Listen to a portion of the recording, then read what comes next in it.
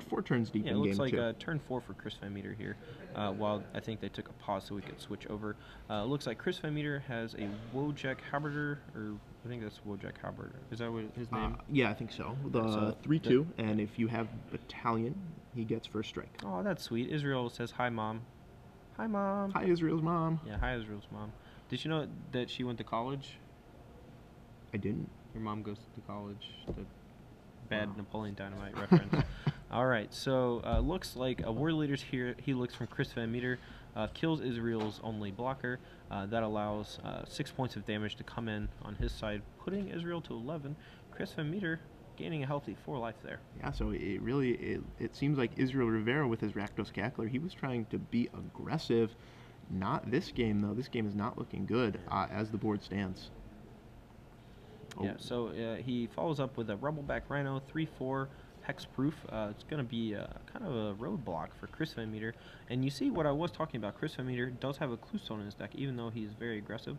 He does need the blue mana fixing because he doesn't have access to too many guild gates. I think he just has one Izzet guild gate. He's pretty heavy on those 3 colors. In this scenario, it is helping him cast his flyer, which should be able to swing past most of the creatures out of the Jund deck of Israel Rivera. Right, the Rubbleback Rhino, just the perfect play from Israel there because Chris cannot have a removal spell to kill it and then swing in for 6. He would have to have some form of Blood Rush or Pump, which the Raka deck does not have. Rebel Belt Raka. Rebel Belt Raka. Yeah. New archetype. Yeah. I don't think that Chris VanMeter has any Rebel Belt Rakas in his deck. Unfortunately, I don't remember seeing too much Blood Rush. A couple of cool combat tricks. The War Leader's Helix being one of the better removal spells that he has access to, burning it a little early to kill a creature just to get in 6 damage. But he is an aggressive deck, and I think that's much more important to do in draft than it is to do in sealed deck. Israel continuing his gumming up of the board with a Scab Clan Charger, I believe, the 2/4 from Gatecrash.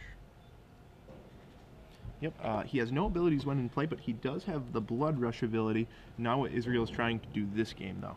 Alright, well, Chris shows his hand, as it were, and accidentally flops a mountain onto the table, decides to play it. Why not? He has, it looks like, the red-white fuse card, Wear and Tear, in hand, to potentially kill some sort of enchantment from Israel, or just kill a Cluestone, or potentially a Keyrune. That flyer from Chris, he's trying to use it to take down the rest of Israel's life before Israel's able to take advantage of his superior, creature quality, as it were, since they are larger than Chris's. He is potentially exposing himself to a removal spell here, since he is deciding to attack with his Rubber Belt Rhino, as well as his Rakdos Cackler, which can block anyway. But luckily for Israel, Chris does not have much to follow up, just that Wear and Tear. Yep, and right now, the Rubbleback Rhino doing some pretty good work on offense. He's a pretty good attacker, especially when you can Blood Rush him and not have to fear a combat trick from your opponent. Yeah, it looks like Israel actually has Stab Wound here. He's going to cast that more than likely on the Windrake. However, he taps a 4th land, contemplates playing a different spell. If he can progress his board here to potentially attack for more damage next turn, maybe he wants to do that as opposed to leaving that Windrake in play for any more turns, attacking his life total any more than it has to. I think he's actually deciding to put it onto the Splatter Thug so that it deals him 2 damage a turn. That's an interesting play, simply because, it allows him. And he does get to turn on the Wear and Tear from Chris VanMeter because he decided to put it on a creature to deal damage as opposed to actually killing the Windrake, which is, affecting his life total much more. Right, and so we don't know if Israel saw the Wear and Tear in game 1. If he did, I don't like that play, but if not, I do, because the Stab Wound on any Unleashed creature is really, really bad for the Unleashed creature's owner, just dealing 2 a turn and hard to get rid of, not through blocking. Yeah. So here now, we're kind of even on board, while Israel's creatures are a little bit bigger than Chris's. We're at the same life total, and Chris also has an unblockable flyer. I'm not sure about the card he drew. We should get a look at that in a second. It looks like a spell that he can cast. Is that New Prov Guildmage? It's like 1/2 mana. Chris is thinking here. It looks like a spell, not a creature. Yep. All right. Is that Hand of Binding? Oh, wait, what is that? Oh, that's a tap target permanent. And then untap target permanent. Yeah, I'm blanking on the card name right now, but that's huge. That lets Chris get in for a lot of damage here. Yeah, so that's 8 total damage, putting Israel down to 1, and allowing Chris to untap a blocker here. So what he did was he tapped his opponent's, Scab Clan Charger, allowing his 2/3 power creatures to get in, and he got to untap another target permanent in addition to tapping a target permanent. So he gets to untap his Cluestone, have access to blue mana, and now he probably is going to untap his Wojak Halberders to make sure he doesn't die on the swing back in combat. Yeah, so he gets to activate the ability twice due to Cypher, so now he's probably going to untap the Wojak Halberders. Yeah, but I see his Azorius Cluestone untapped. That's what he untapped with the first trigger. Yeah, with the original casting of the spell, and then on the second resolution of the spell, he is probably going to untap a creature. Looks like maybe untaps the Cluestone to draw an extra card here. Oh, that's a heads-up play. Maybe he thinks I'm not going to draw a card, or sorry, I'm not going to, untap a Halberdier because I don't really want to block with it. Peels a Cinder Element off the top, so now Israel forced to move all in or have a removal spell. Oh, Israel has a Zertar Swine. I think that's going to be lethal damage here. Is this game? I think it is. Is that good? If so. Yeah, that looks like a big piggy.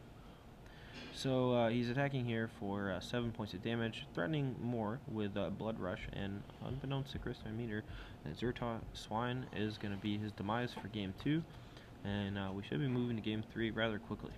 Yep, and if I was Israel, I wouldn't really be slow rolling the Swine. Chris is tapped out; he can't do anything here. I think it's proper etiquette just to show the Swine and move on here. Yeah, you don't really want to give away too much information if you don't have to, and I do agree with you that in some situations that's true, but he's playing for a lot of money. I don't think Israel really plays in a whole lot of tournaments. As far as etiquette is concerned, he probably just wants to play as tight as possible, doesn't want to show the Zertar Swine until after Chris has declared blocks, just to make sure there's no confusion about the target and stuff like that. Right. You can activate the Blood Rush before blocks, and that would give Chris, the chance to block the bigger guy. I don't think that's anywhere close to what would happen, but, you never can be too safe. Right, and, either way, Chris VanMeter understands that they're playing for a lot of money. This is the untimed top 8 match, so I'm sure he can't really blame Israel for playing it safe there. Yeah, they have, a reasonable time to finish. It's not actually timed. We do expect them to play at a reasonable pace, which it seems like both of them were from what we saw. Although they have spent approximately 39 minutes on the first 2 games. So if this were in the Swiss, they would only have about 10 minutes left to finish this game. But luckily, they have enough time to resideboard, shuffle properly, and get to Game 3. That's right. And just a quick heads up, guys, in case you missed the first match, we asked our premium question. We're giving away 3 months of Star City Premium, so I'll repeat it in case you did miss it. What Southeastern U.S. City is hosting its first ever GP, and a few more hints. We've been talking about it all weekend, and it's being hosted by Star City. Yep, and it's also in Glenn Jones's home state. If you need any more help from that, but other than that, I'm not going to give you more help because it's already easy enough. Yeah, and just make sure you use the hashtag. Yeah, and if you really want to know the answer, just go to Twitter, check the hashtag already. It's probably there. Yep, it's fine. SCG Premium. Make sure you use that hashtag, or else your answer won't be counted. Yes, sir. Also, if you use the hashtag Whoop, you'll get bonus points. The bonus points don't matter. Exactly like whose line is it anyway? Whoop, whoop, whoop, whoop, whoop, whoop, whoop. We are not jabber-jawing, and I don't like that comment. So, looks like Israel pile shuffles his deck there, make sure it's 40. He's thinking about his sideboard, as is Chris. Chris actually looks like he's making quite a few changes here, doesn't he? Yeah. And I think one of the things that's important to know, we have toned down our voices a little bit here. The event hall is quieted down significantly due to the exit of most of the room. There's only about 20 people left in this particular room since the event is mostly over. The friends of the people in the top 8 all crowding around, watching the match. We don't want to be too loud, accidentally say something like Zertar Swine loudly and give away something that could be in one of the players' hands. Right. I'll try to keep the energy high, but it's hard to do when I can't yell. And I love yelling. Yelling is so much fun, isn't it? isn't It's it? exhilarating. Yeah. Yeah, there's nothing I like more than yelling, Well, how about this? except maybe candy. We can't talk about the Zertos swine in Israel's hand, but how about this? Maybe we can talk about like a card that's not in his hand, say like Bobarigmos. Something like that. I mean, we might could say that. I don't know.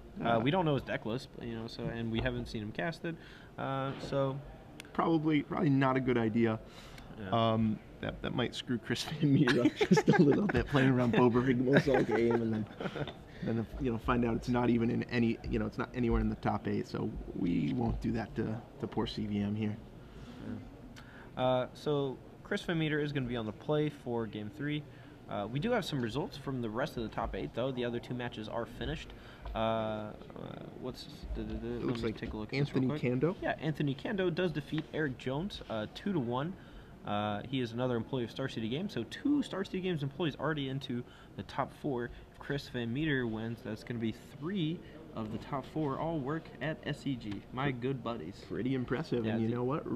I think that's a result of Roanoke. It's only about 3 hours away, 3.5 hours away. And a lot of the local guys ended up coming this weekend just because it wasn't very far away.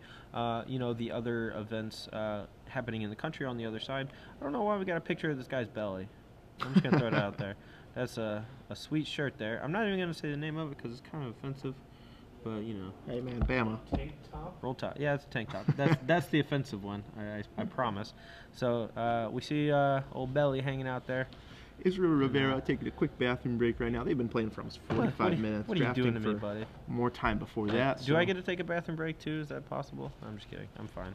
I don't even. What were we talking about again? I think we were talking about Tide.